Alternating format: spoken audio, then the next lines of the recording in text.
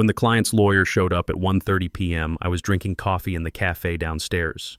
My manager, Brad, had ordered me to shut down the only terminal linked to their $5 million product launch 2 hours earlier. No explanation. Just shut it down and leave. I'm Howard Callahan, 52 years old, 25 years with this company, and I did exactly what he asked. Twice confirmed, fully documented. Now he was about to learn what that cost. But let me back up to how we got here. It was barely 11 that morning when I saw Brad's shadow through the frosted glass of my cubicle.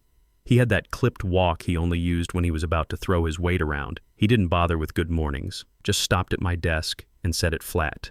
Shut down your workstation and leave. No context, no reason, just an order. My terminal wasn't just a terminal, it was the only machine directly linked to our biggest client's live feed. A secure connection streaming real-time product data, coordinating distribution for a launch that had been 6 months in the works. I looked up at him. His jaw was tight, like he was daring me to challenge him. "You heard me?" he added. "Do you want me to log out of the monitoring software or actually power down the system?" He rolled his eyes. "Don't play games. Full shutdown. Now." I could have asked why. Could have reminded him the COO had been checking in daily on this project. But 25 years had taught me that reasoning with guys like Brad was pointless. He'd made up his mind before he walked over. Brad Palmer, 35 years old, MBA from a top school, 5 years of corporate experience, none of it technical. He'd been my manager for 8 months, and in that time, he'd made it clear he thought everything built before he arrived was obsolete. So I just nodded, turned back to my screen, and started the shutdown sequence. The secure console flickered through its warnings, disconnecting live stream, terminating processes, severing data feed. Each confirmation prompt sat there, waiting. It took less than 60 seconds to pull the plug on 6 months of work. The screen went black. The fan wound down to silence. I logged the action in the system audit. Client feed terminated per manager instruction. No commentary, just a fact that would stay there forever. "Leave your badge on the desk," Brad said. I took it off and set it down. "Am I coming back?" He smirked. "We'll see. Take the rest of the day. I'll handle things from here." He didn't wait for me to pack up, just turned and walked toward the elevator. I watched him go, already turning over what he'd just done. Brad had never liked that I was the only one trusted with the live feed. I'd built the system from scratch when the client signed with us back in 2018. A secure connection nobody else in the department knew how to maintain. I'd documented everything. Written procedures, security protocols, escalation paths, but the COO insisted the live feed stay in my control for security reasons. The terminal was configured with encryption keys that couldn't just be copied somewhere else. Disconnect improperly, and the client servers would reject any attempt to reconnect. Brad called it territorial. I called it keeping a $5 million contract from collapsing. I'd sent him the documentation twice. He'd skimmed the first page and tossed it aside. "You IT people love to make things sound harder than they are," he'd said. Except it wasn't harder than it needed to be. It was exactly as complicated as necessary to keep a $5 million contract safe from careless decisions. I took my time gathering my things. My phone buzzed with Slack messages, random chatter about lunch plans. Out of habit, I checked the feed status on my phone. Offline. Completely dark. Brad wouldn't notice the difference right away. He'd head to lunch, probably brag to someone about finally taking control. But I knew exactly what would happen next. The client had a major product launch in 2 hours. Their marketing campaign was synchronized with the live feed. Their distributors were standing by for green light signals only the system could send. Every minute offline was a minute closer to chaos. I walked past reception. "Heading out early?" she asked. "Something like that." The elevator doors closed behind me. For a moment, I thought about going home and letting things play out. But the truth was, I wanted to see it. I wanted to be there when Brad's decision hit the fan in real time. So instead of heading for the street, I went down 1 floor to the small cafe overlooking the lobby, ordered a coffee, sat by the window with a perfect view of our office entrance. 25 minutes later, Brad came back from lunch, tie loose, phone in one hand, coffee in the other. He looked relaxed, like a man who thought he'd just made a big power move. He didn't see them at first. The client rep in her tailored navy suit, the COO standing beside her, both faces tight with urgency. They were waiting for him right in front of the reception desk. I couldn't hear the words from the cafe, but I didn't need to. I saw the COO lean in, voice sharp. I saw Brad freeze mid-step. The coffee in his hand wobbled, and I just sat there, sipping mine, knowing this was only the first crack in what was about to be a very public collapse. From my spot, I watched Brad's expression shift, started with confusion. Then the first flicker of realization. The COO wasn't just stopping by for a chat. The client rep leaned in, gestures sharp, phone in her hand like evidence. Brad's mouth moved. He held his hands out, trying to look cooperative while he stalled for time. The COO's reply was short, his posture stiff, eyes locked on Brad's face. Then he turned toward the elevators. Brad hesitated, then followed. The client rep trailed behind. I didn't have to guess where they were going. The server room was on the same floor as my old desk. I stirred my coffee slowly. This was going to be a long afternoon. By the time I went back upstairs, the energy had shifted. You can feel it when something's wrong. Conversations dropped to a murmur. People glanced toward closed doors. 2 junior analysts were huddled near the printer. One spotted me. "Hey, I thought you left." "Grabbed coffee," I said. "What's going on?" They exchanged a look. "The feed's down," one whispered. "The client's here. Brad's in the server room with the COO and they don't look happy." I gave a small nod. Through the glass walls of the conference room, I saw Brad pacing. The COO stood by the table, phone to his ear, hand tapping against his leg in a steady rhythm. The client rep sat stiffly, arms crossed, gaze fixed on Brad like she was trying to bore a hole through him. For months, I'd been warning Brad the live feed was fragile in the lead-up to launch. Not because the system was unstable, it wasn't, but because it relied on specific security protocols. The terminal was configured with encryption keys that couldn't just be copied somewhere else, disconnect improperly, and the client servers would reject any attempt to reconnect. It was designed that way on purpose. Security over convenience. I'd sent him the documentation twice. Both times he'd waved it off. The conference room door opened. The COO stepped out, expression unreadable. He walked straight past my desk toward the CEO's office. That was bad. Really bad. Brad came out a few seconds later, face flushed, tie slightly askew. He spotted me. "What are you doing here?" he asked. Finishing my coffee. I motioned toward the cup on my desk. "You were told to leave. I was told to shut down the terminal. I did what you asked." His jaw tightened. "You could have warned me." I kept my voice level. "Brad, I confirmed the order twice. You didn't want explanations." He didn't answer, just turned and walked back toward his office. By mid-afternoon, the whispers had spread. People were checking their phones, probably reading client emails about the launch delay. The junior analysts were pulling up older backups, trying to find a workaround, but I knew it wouldn't work. The system wasn't designed to be patched together in an emergency. That was the point. We'd built it with strict security in mind, any deviation, and it shut down rather than risk data corruption. And here's the thing about high-profile launches. They're like dominoes. One piece falls, everything else follows. Marketing campaigns stall, distribution freezes, contracts start bleeding penalty clauses. I kept my head down, answering unrelated emails, acting like I wasn't listening when snippets of the disaster drifted over the cubicle walls. Around 4, I saw the client rep leave. She didn't shake Brad's hand, didn't even look at him. The COO escorted her to the lobby, posture rigid. Brad stayed in his office, blinds drawn. I sat there, letting the weight of the day settle. I hadn't engineered any of this, hadn't pulled a stunt or sabotaged anything.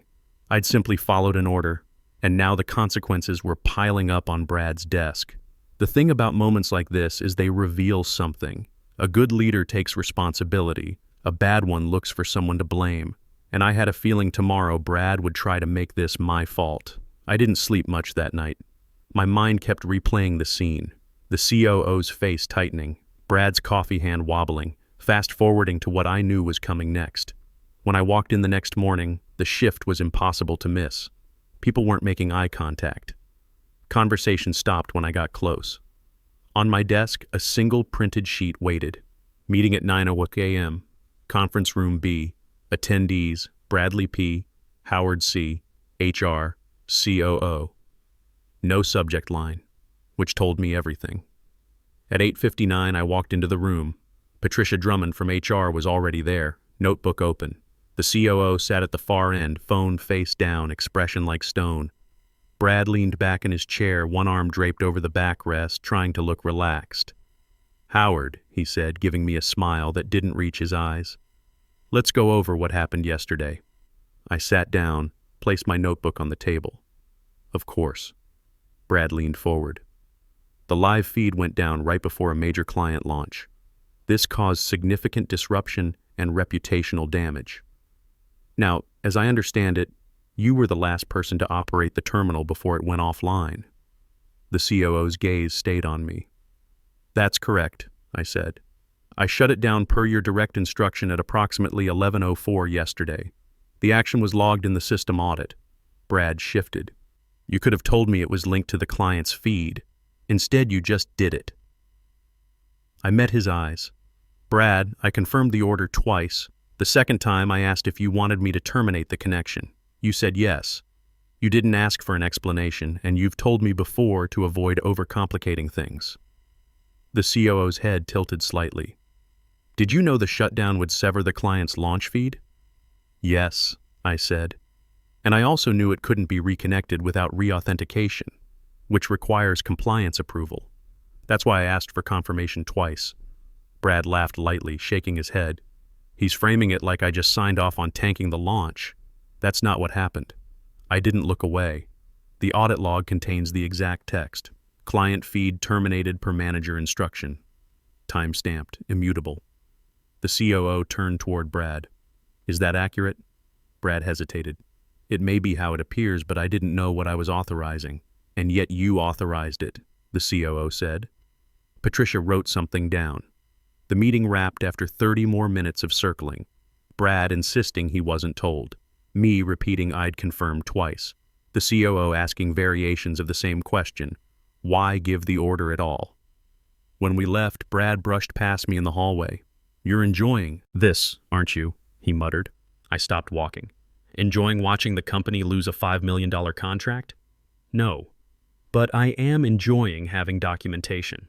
He froze for just a second before continuing down the hall. By lunch, word had spread. I could feel eyes on me in the break room. The COO's office door stayed shut most of the afternoon. Brad's blinds were drawn again. Around 3, an email from HR landed. "Please prepare any documentation, correspondence, or notes relevant to yesterday's events. Forward directly to me before 10 tomorrow morning." That was the moment I knew Brad's situation was worse than he realized. HR doesn't put things like that in writing unless they're building a case, and I had plenty to give them. I opened a folder on my personal drive. Every email where Brad dismissed my concerns.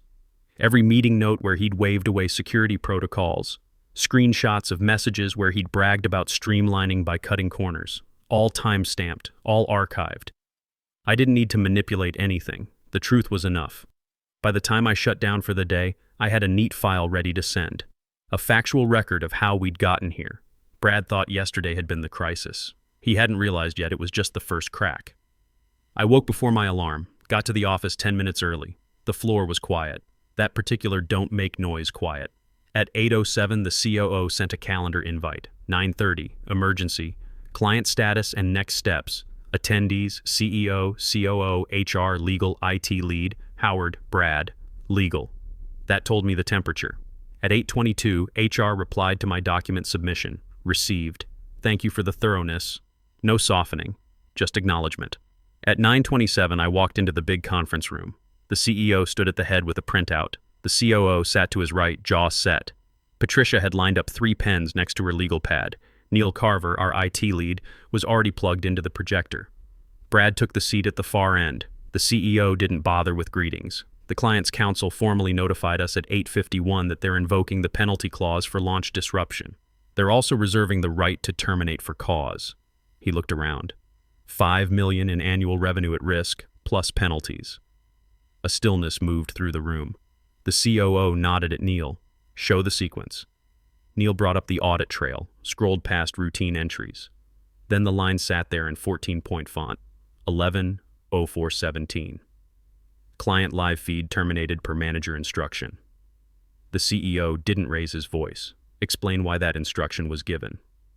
All eyes slid to Brad. He cleared his throat. We were consolidating control of key systems. The terminal was owned by one employee. That's not scalable. It was the only terminal authenticated to the client's live feed, the COO said. The re-authentication window is measured in days, not hours, by design. Removing it inside launch week isn't consolidation. It's negligence. Brad's chin lifted. I was not informed that shutting down the machine would sever the live feed. If I had been warned, I kept my voice even. Yesterday at 11:02, I asked if you wanted a full shutdown or just a session logout. You said full shutdown now. I asked again if you wanted me to terminate the live connection. You said don't play games. Neil clicked to the cross-reference. My terminal log, Slack timestamps. Brad's calendar entry labeled Ops Cleanup. The timings nested together. Legal spoke for the first time. Mr. Callahan, did you make any discretionary decisions beyond the instruction? No, I said. I executed the command I was given and documented it. Did you withhold information that would have prevented the instruction? I asked for confirmation twice, I said. Mr. Palmer has repeatedly directed me not to overcomplicate explanations. I kept my language simple. I also sent him the security protocol summary last week. I slid a printed copy forward. Patricia took it. The COO didn't move, just watched Brad. Brad leaned toward the table, palms up. Look, the core issue is single-point failure. We can fix that by distributing access. After the fact, the COO said. Yesterday, you removed the only authenticated point during a critical window. The CEO set his printout down. We're not debating architecture. We're dealing with consequences. We have a client threatening termination, penalties accruing, and a system that cannot reconnect without a compliance cycle. He turned to me. How long to restore if we prioritize? I didn't answer right away. Pictured the steps, the signatures, the dance with the client security officer. If the client cooperates immediately, best case 48 hours, realistically 72. There are external approvals we don't control. The CEO's jaw tightened. Brad tried to wedge himself back in. Howard can accelerate it. He's done it before. I met the CEO's eyes. I can coordinate and execute, but it requires the process we agreed with the client. No shortcuts. The room held its breath. The CEO nodded once. Understood. He turned to Patricia. We'll address accountability separately. Right now, we need to limit damage. The meeting broke into tasking. Neil would prep the staging environment. Legal would triage the penalty language. The COO would call the client's COO. Brad remained seated, staring at the table. When the room thinned, he followed me into the hallway. Help me out here, he said softly. You know I didn't mean to crater the launch. Say I misunderstood you. Say anything that takes the edge off. I kept my voice calm. Brad, I'm not your edge. What I am is the person who told you for 3 months that these controls weren't optional. You called it territorial. He swallowed. Your tone doesn't help you. My tone didn't shut down the feed. He leaned closer. If you hang me out to dry, you'll get a reputation here. I blinked once. I have a reputation. Here. I do my job, I document, and I make sure systems stay up. He stared at me a second longer, then gave a tight smile. Careful, he said, and walked away. At 11:15, the COO asked me to join a call with the client team. Their security officer sounded tired but professional. We stepped through the recovery plan line by line. We'll prioritize approvals, their officer said, but we're documenting root cause. Send your internal audit in the instruction chain. The COO glanced at me. I nodded. You'll have everything within the hour, he said. We ended the call with timelines nobody liked but everyone could live with. Thank you, the COO said to me. Not warm, not cold, just real. Back at my desk, I packaged the logs, the Slack confirmations, the security summary I'd sent last week. Facts lined up in a row. At 12:42, the CEO's assistant put a 30-minute block on my calendar. 3 p.m., follow-up and accountability. Brad was on the invite, Patricia too. I saved my work and looked out across the office. From Brad's office, the blinds were open again. He was on the phone, gesturing with a pen. Spin in progress. At 2:59, I was outside the conference room door. Low voices inside, careful words. I opened the door. Brad was already seated, back straight, hands folded. Patricia had 2 folders this time. The CEO looked up. We're going to set the record, he said. The room felt lighter somehow. Howard, the CEO said. You shut down the live feed terminal yesterday at 11:04, correct? Yes. Per Brad's direct instruction, I confirmed twice. The action and confirmation are in the logs I sent to legal. Patricia flipped open the folder to a printed copy of the audit trail. The CEO turned to Brad. Did you give that instruction? Brad inhaled. I gave an instruction to clean up. I believed we were logging out of a session. I was not informed that the system design would... Did you give the instruction? The CEO repeated. To shut down the workstation. Brad's eyes flicked to Patricia, then back. Yes. A beat. Nobody moved. We'll let legal finish their interviews, the CEO said. But based on the documentation, the external impact, and the client's current posture, we're placing you on paid administrative leave effective immediately pending the outcome. Brad blinked twice. Leave? I should be part of the remediation. The remediation is proceeding, the COO said. You won't be part of it. Patricia closed the folder. Your network access will be suspended at 3:30. Please remain available for further questions. Security will accompany you to collect personal items. Brad's mouth opened, then closed. This is political. You're making me the headline so the client has a villain. The CEO didn't flinch. We're acknowledging a decision and containing a problem. He glanced at me. The recovery plan? I opened my notebook. Staging handshake passed at 2:26. We'll receive the client's auth token by 4:15 if their security officer hits her window. Our validation hash is ready.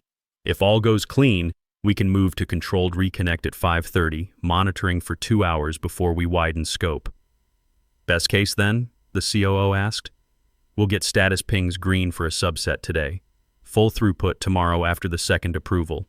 Marketing will need to reschedule the public push. Ops can resume quietly tonight.